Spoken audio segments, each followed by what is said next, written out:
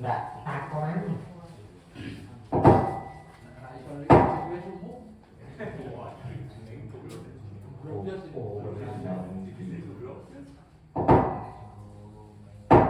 Mereka bocah motor marono kan ngomong ngarep aku arene durung tawan ojo hati-hati aku takon jeneng sapa lan sapa ngendi pinanganmu bocah bang-bang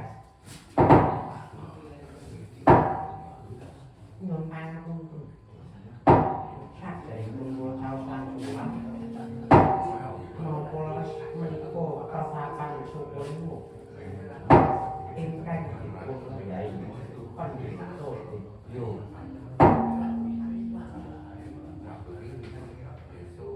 keparap begawan gunung yo pancen tenan iki pertapan sukunmu panagan yang iki penembang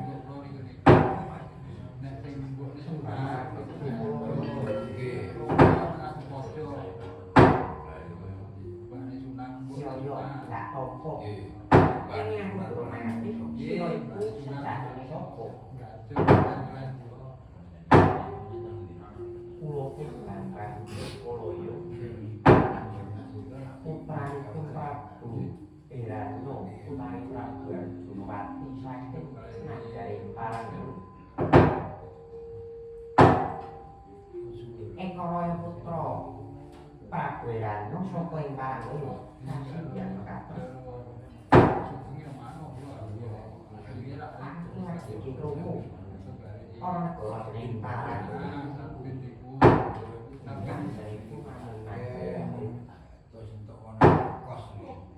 banjur nih sedya tumeka ana ing patakan Sukolimo kene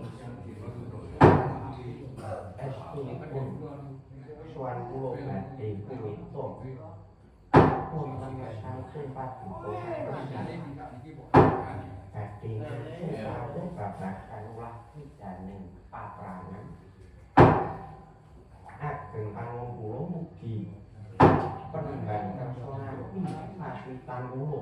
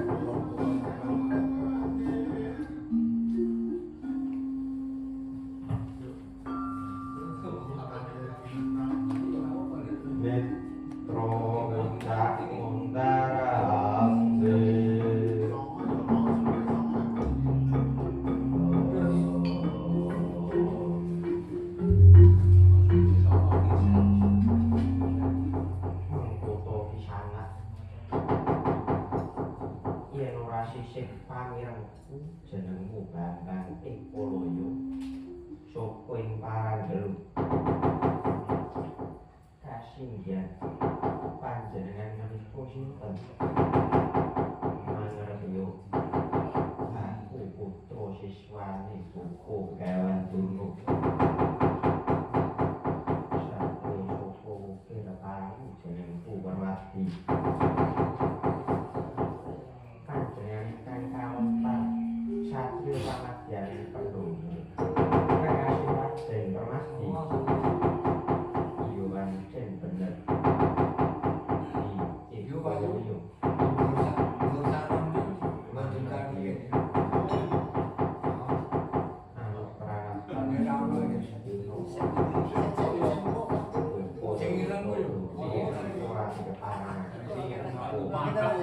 terus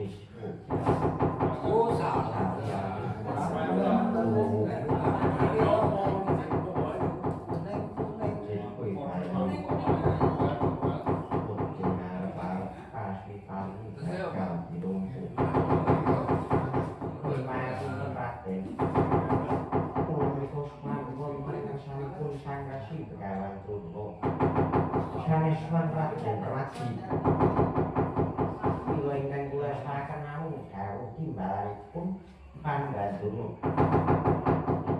yen ngono kuwi pelake marang Permati panjenipun boten nanging sumangga anggenipun mestani yen pagi kepancen kepengin nyoba kadigdayanku mula metu njaba Ekoloyo.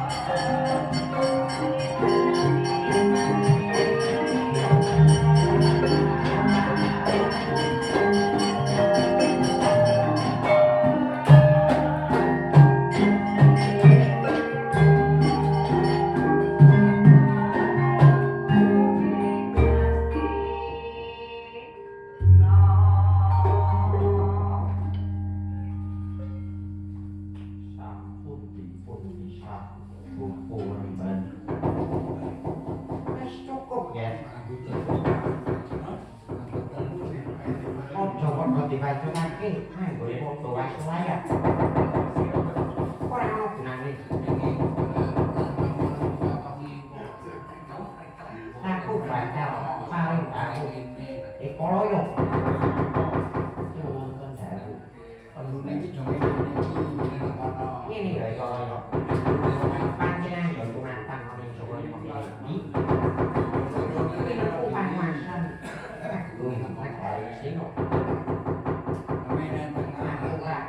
Dikeparangake nampa putra siswa kanjowamu sainganmu yo kuwi pandoan pro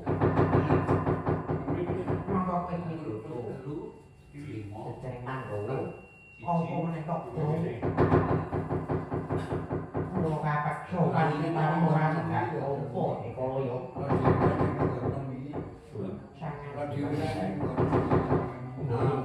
panjenengan so ing pasitan kuwi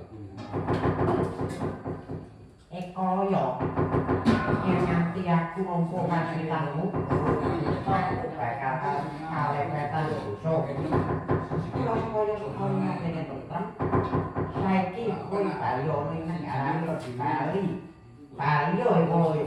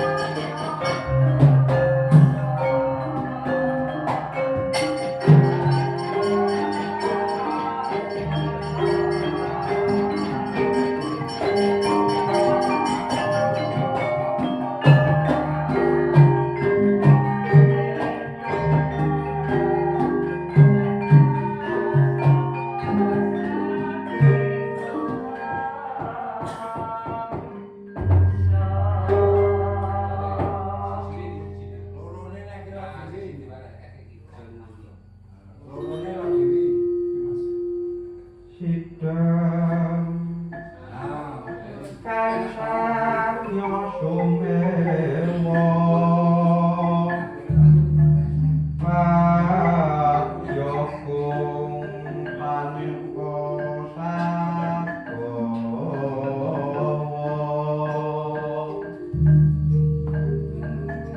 praprapan dening sanarko karono winuri sari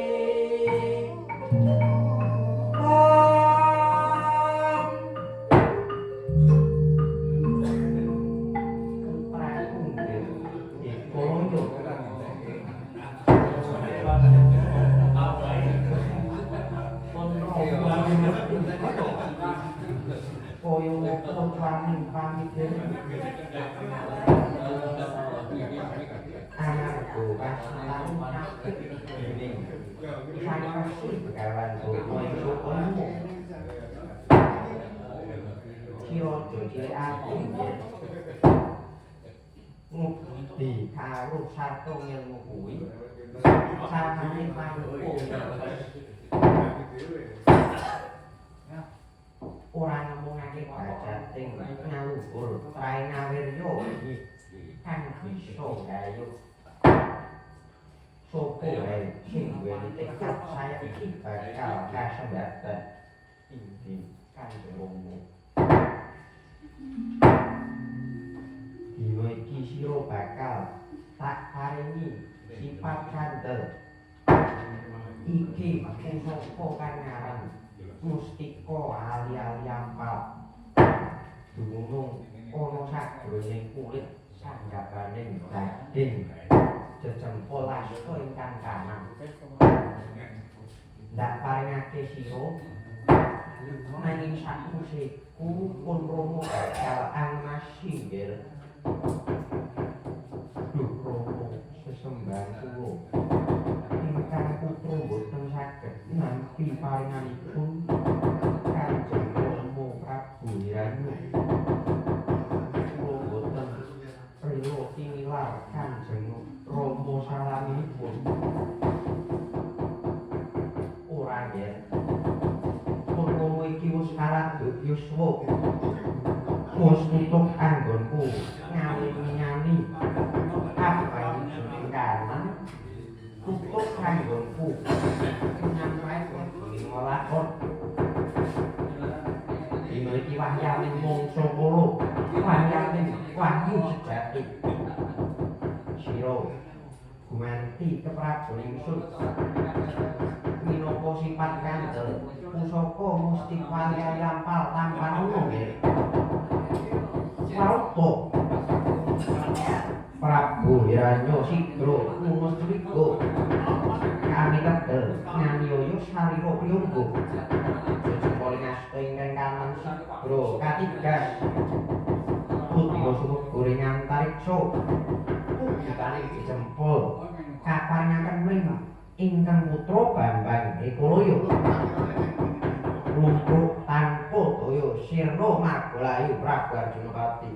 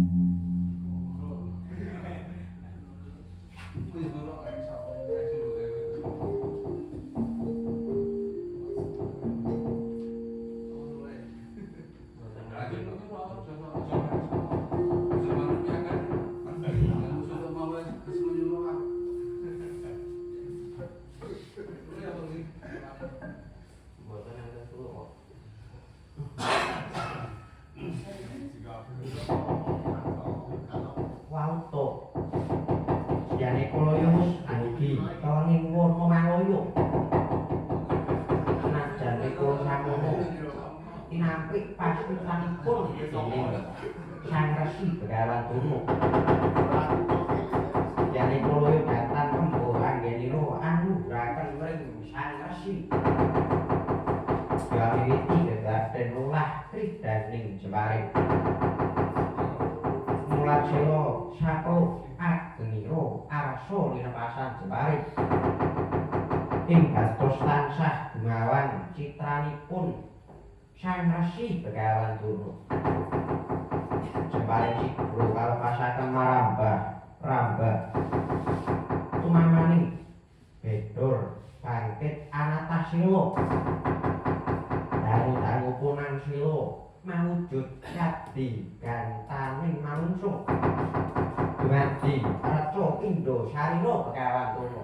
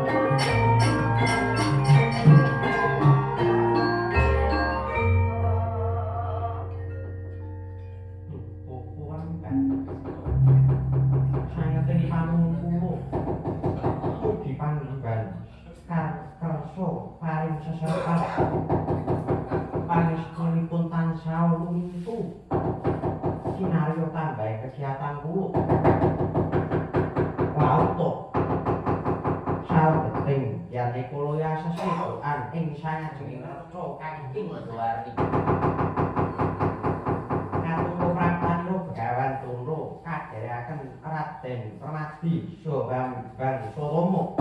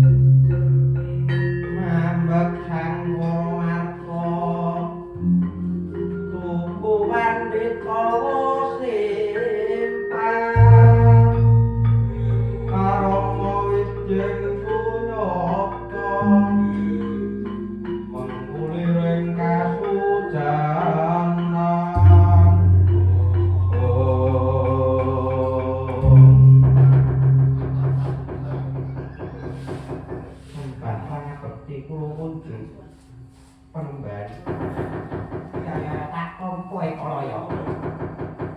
Nalika aku ngawat-awati anakku Permadi. Kan nedeng kedaden Salma bedapikat didereke karo Aswatama.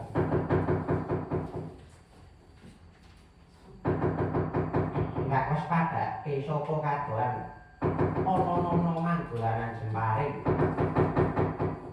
Titis lumepasing Jembaring tumapa ana ing watu. Marambah makaping anggone Jembaring. Suwe-suwe banjur dadi reca. Jebles kaya aku Ekalaya. Inggih Penemban. Jebul nom-noman mau iki kowe to Ekalaya. Kasinggihan.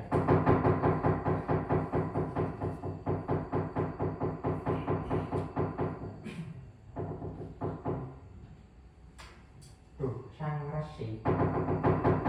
Kula ngambali matur. Mugi panjenengan kersa anampi paslitanmu. Kadhawana punapa kemawon kula nderek sauger paslitan kula dipun tampi. Kanjeng Rama Penemban. Piye Satama? Kula nggadahi pangunan. Boyo Kanjeng Rama kersa nampi paslitanipun Ekalaya menika. Oh, ya. Satama. Ekalaya pancen semono gedhening tekadmu anggone kepengin purita marang aku. Ekalaya nggih wonten dawuh Penemban. Jancane aku ora mentala anggon madhatuh saka Parendelung.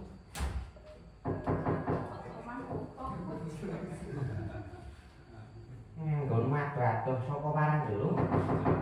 Mung kepengin suwita marang aku. Ya. Tata lair kowe ora tak tampa.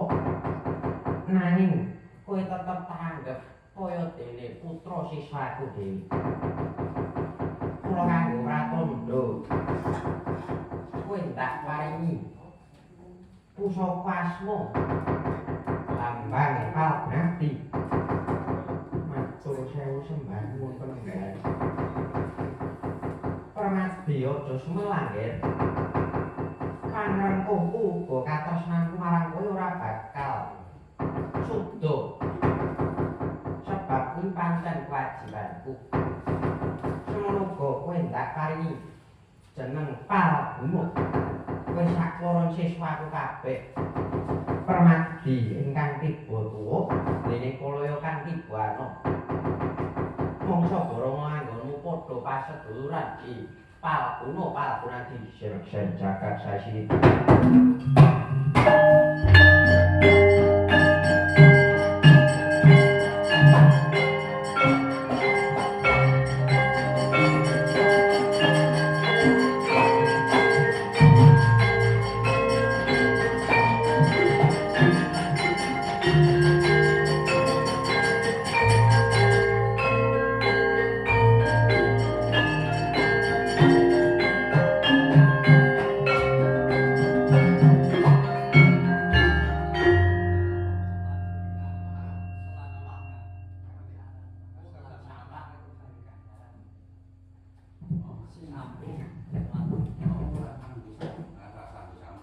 Langsung pelaksanaan, Mbak. Tak.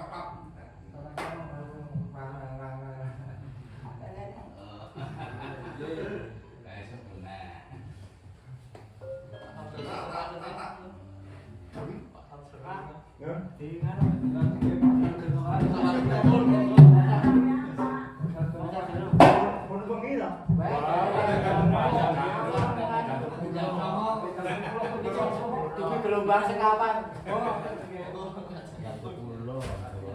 Jam 10.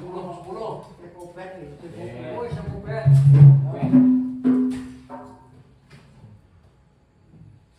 Udah nih ganti. Ya kene ayo. Lapan loro tak keren. Sekarang dunia ini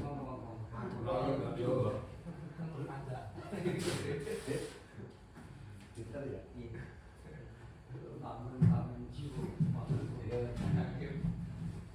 Awalnya kita ya. Bayangnya tak boleh. Langsung dong.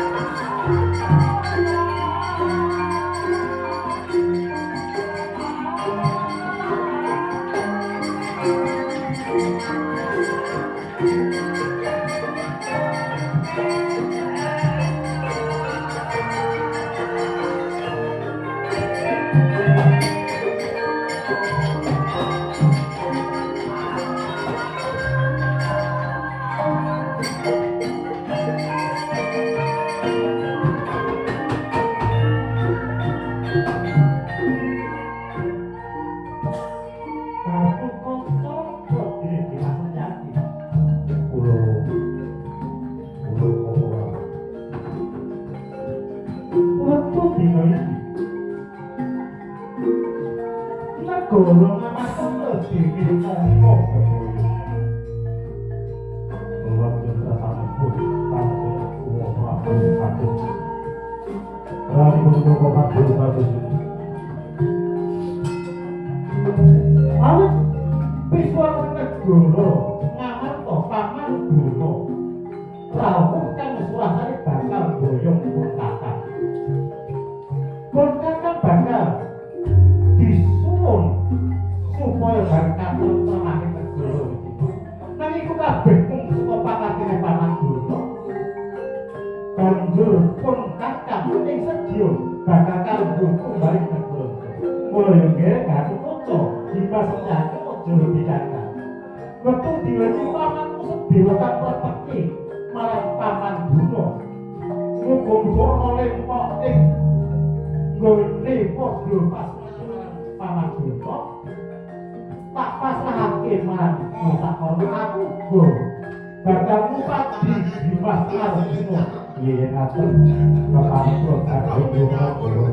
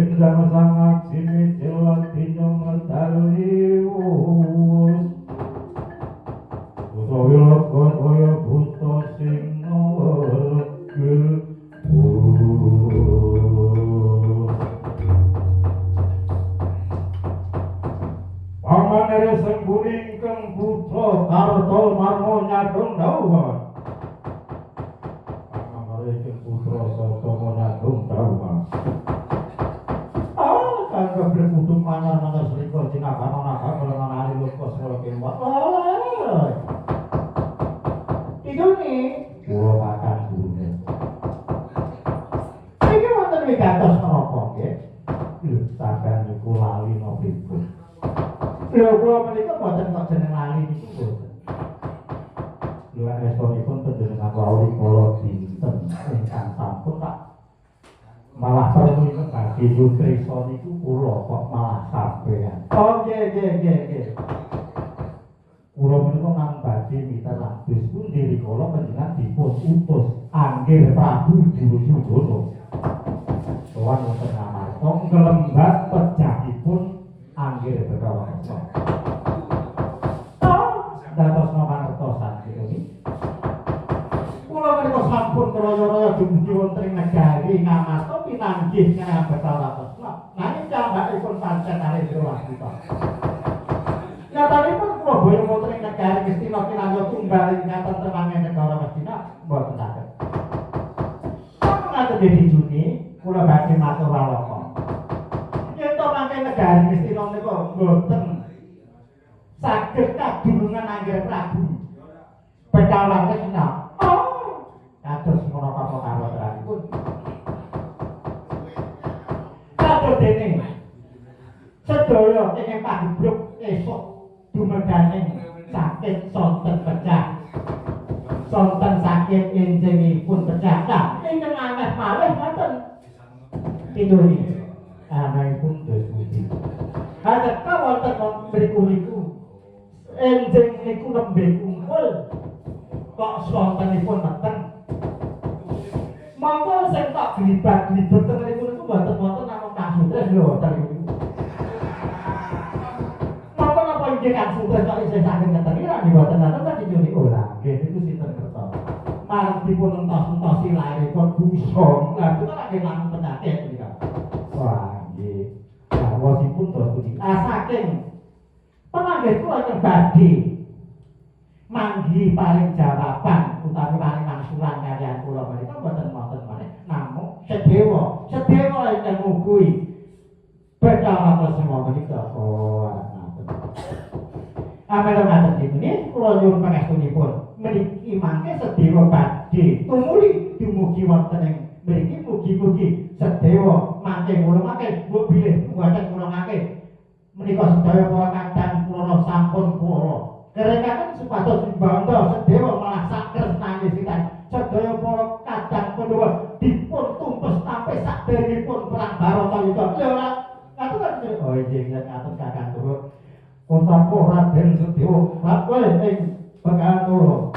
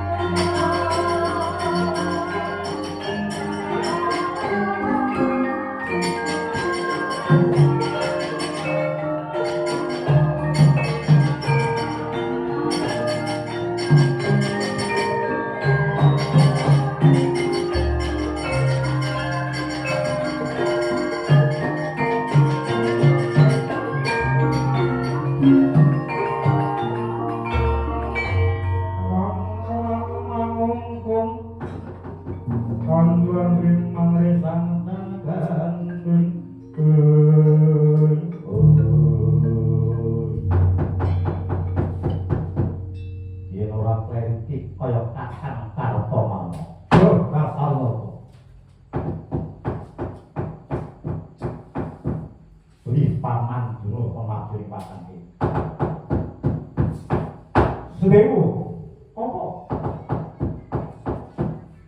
Bapak Prabu Bathara Kresna ulungake apa? Kok tak ulungake yen wis bisa nyempal bau kanan ing sisih bau. Yen ngono kuwi nantang perkara apa kan? Ojo takun dosa nek pancen karo tiban tangane karto marang becah serang katon tetep badan lambro dadan.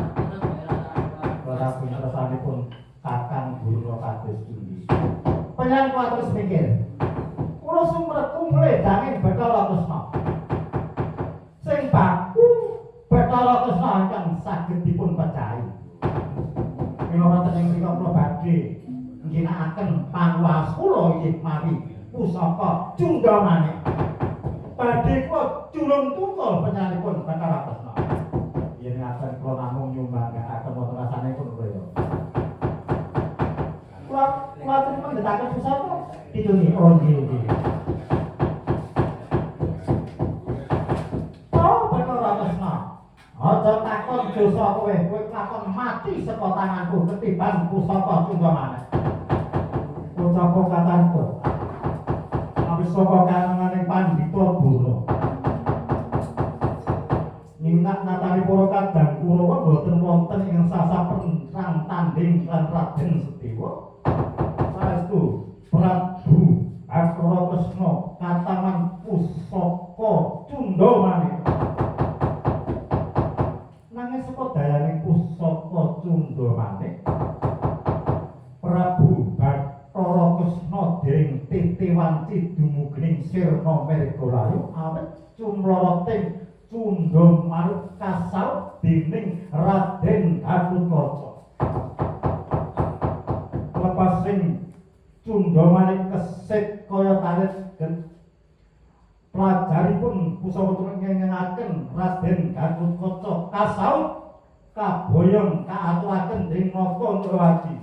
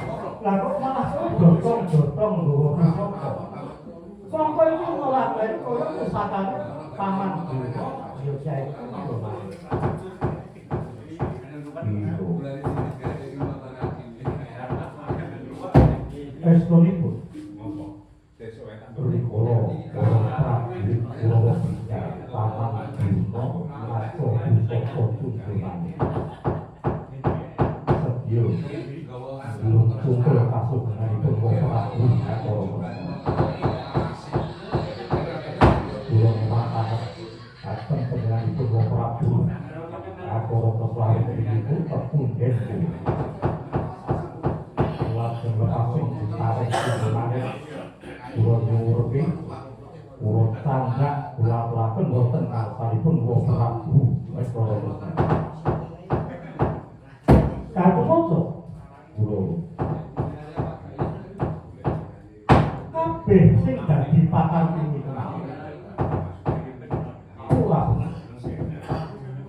bagusnya bagus didoyo ya didoyo ning kok gabung kok isih demen pelik karo dia rasane kudu buktinya kali paman dulu lepasake dosa kok ganggu kok tangga kok psikolog ngarep aku wis kandha marang Gatotkaca kowe percaya apa ora karo Bathara Kresna percaya mulai batin nah oleh wektu dina iki kowe kaya dene luput patang perkara kan sepisan kowe luput marang dewa kaping pindho kowe luput marang sepadha-padha kaping telune kowe luput marang awakmu dhewe sing angka 4 kowe luput mergo laku culika tapi sing diluput karo dewa pati uripe Kresna kuwi dumunung ning Gatotkaca ora dumunung Paman Durna mergo kataman pusaka Sundaraning kabeh mampu wis kersane dewa kang ambung para luput sing kaping pindhone luput marang dewa Gatotkaca ya titaing dewa Paman Durna ya titaing dewa dan luput karo awakmu dhewe ing ngarep Gatotkaca wis percaya karo Ratu Ndarawati kanthi lare batin taing kenapa kowe sing nyumelangake patine Bathara Kresna padha karo kowe ora percaya karo Kresna kowe lair percaya karo Kresna nanging batinmu kowe kurang percaya karo padha karo kowe nyelancani janjimu luput marang awakmu dhewe luput sing kaping 4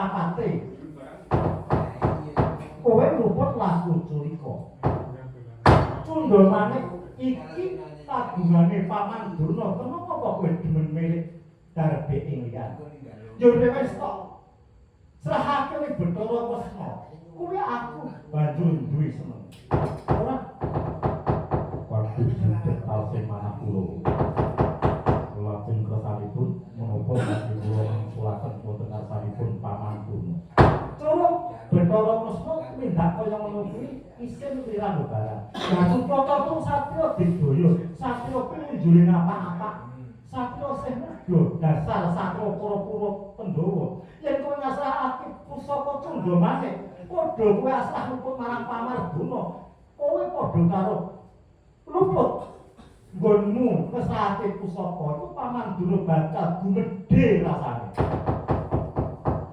menapa resipun malah bisa ya ora anake wong iki nek nganti ngenakake nyate wong sing ora bisa banjur kena pusaka perkarane mangombro bocah katarito saking jujur raosing penggari Raden Gatotkaca midhangetaken ujaring Bathara Kresna satemah piyambakipun tega marang pejahipun secara ngalut turun nyandak pusaka ligan kajojaripun wonten jajanipun Raden Gatotkaca kocapa kacarita Raden Gatotkaca kenging pusaka sira mirwani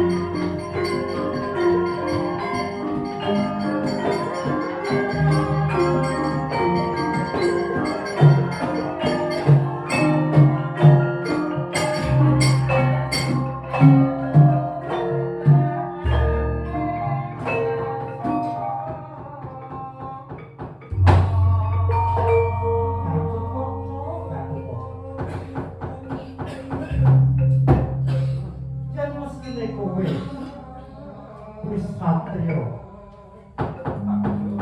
kan sepi manggamu kowe banjur ngentekake marang pati Nisarta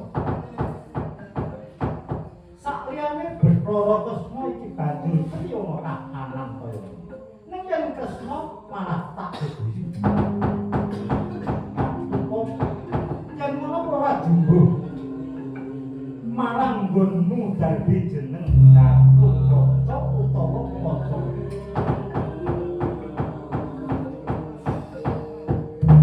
Sing jenenge Kaca Negara, Kaca Wipadang Negara Jahat, padha karo bisa mandhangake kampung jembarake kaarasan. Kanggo Gatotkaca, Gatotkaca kuwi sejatine Gatut ing rasa. Yen ngono ora Gatut marang rasane Bathara Kresna. Kaya yen ngono Gatotkaca. Aku bakal minta sing dewa muga-muga bisa kasembadan apa sing badan. Kocapa katariko.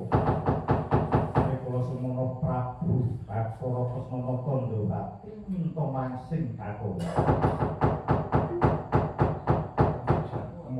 Gaya mudikat megeng napas tarubus ngelingaken ponco ndero sedakat suku tunggal ngopet akan Winawa Wiwara nama tegese sama Wiwara baban utawa kon yen to katiti babane menungso ana sangang perkara bisa mingo menet pribadi namung sajuka datan bisa mengo bisane mengo yen wis bareng untating sukma dadi materitis guru husika lidah papat dalaken pareng gantasut lipat sipating gunung terus sinopus tampa panuri Bathara Kresna katara katarimah apa kang dadi panun Gatotkaca kuwanda kasih digara ilang sipating kuwanda Gatotkaca salah dadi gendhoga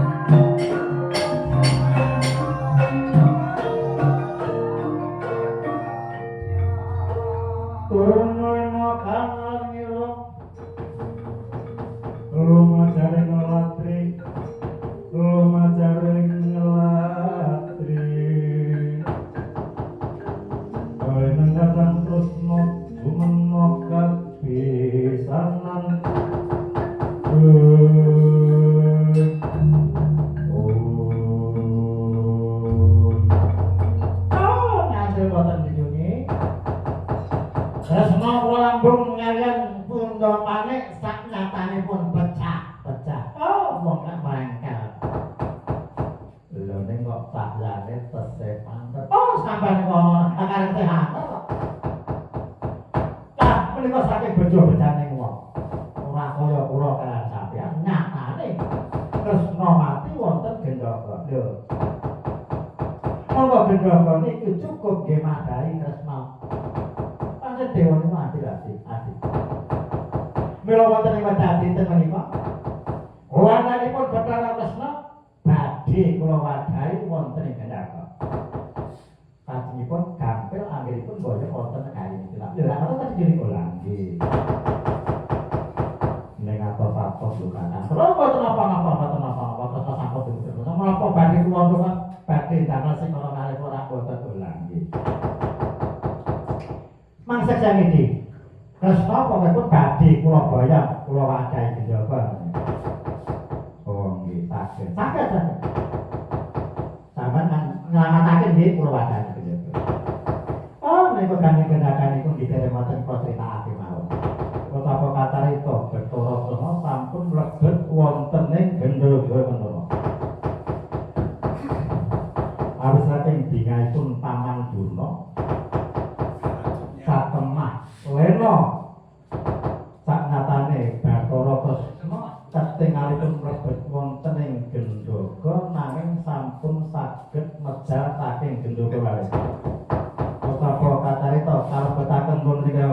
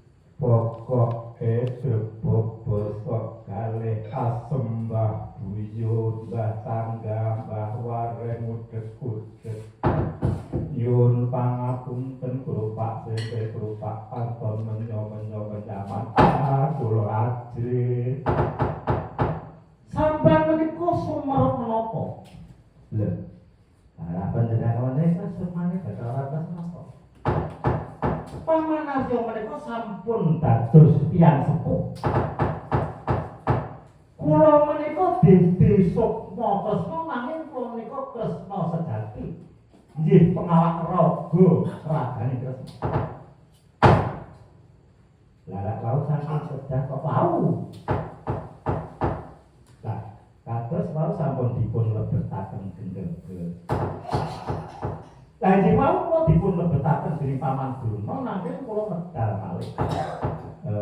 Ayo kula terus